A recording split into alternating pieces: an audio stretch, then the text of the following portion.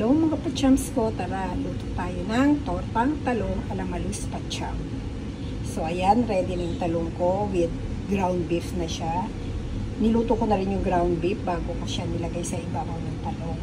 So yung talong, minicrowave ko yan. Mas maganda i-microwave kaysa sa ilaga kasi masyadong watery pag laga. Pag ihaw naman, masyadong may sunog-sunog, ayoko nun. So ayan, nilagyan ko na siya ng itlog. Bali, ipiprito na natin siya. Diba? Ayan. Lagay na natin. Ayan. Diba?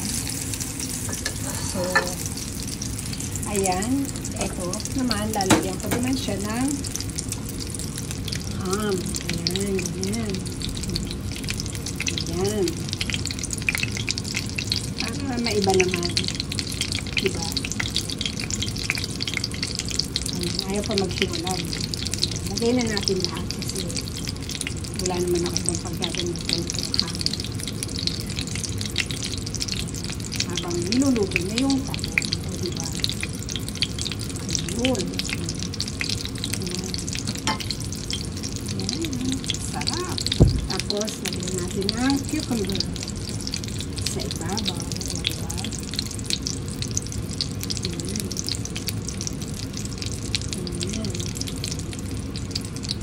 Lagyan na natin lahat ng cucumber ko rin. Walang ayos eh, no? Ayan. Ayan. Diba? Tapos, nalagyan natin siya ng sesame seeds sa ibabaw. Ayan. Diba? Yan ah, sesame seeds pa siya sa ibabaw. Ayan.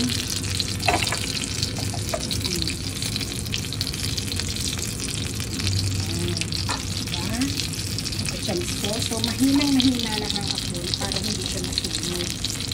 And then, itong natirang itlog, lagay natin sa ibabaw para siya masunog. Ay, magkadikit-dikit. Kasi pag hindi siya nilagyan ng itlog, hindi siya magdidikit-dikit. Hindi sasabog yung aking torta. Ayan. Ayan lang siya. Diba? Tapos, saka mo isiklis ka ng mantika. Para maluto din. Pero actually, luto na lahat yan. Yan. So, yan siya. Ganyan lang. Chums ko. Siguro lagay na rin natin lahat yung aking nakita na pala. Konting itlog ko na. Para dumikit siya. Ayan, special yan, mga kuchams ko. Gulay yan. Diba gusto kong palabasin dito sa niluluto ko?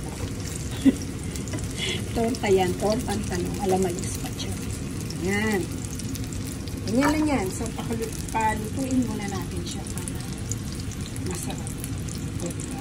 Ayan. Ito na ang finished product ko. Diba? Ayan. So, mga pachams ko. Tara, kain na tayo ng tortang talong alamalus pacham. So, I'll see you again later. Bye-bye!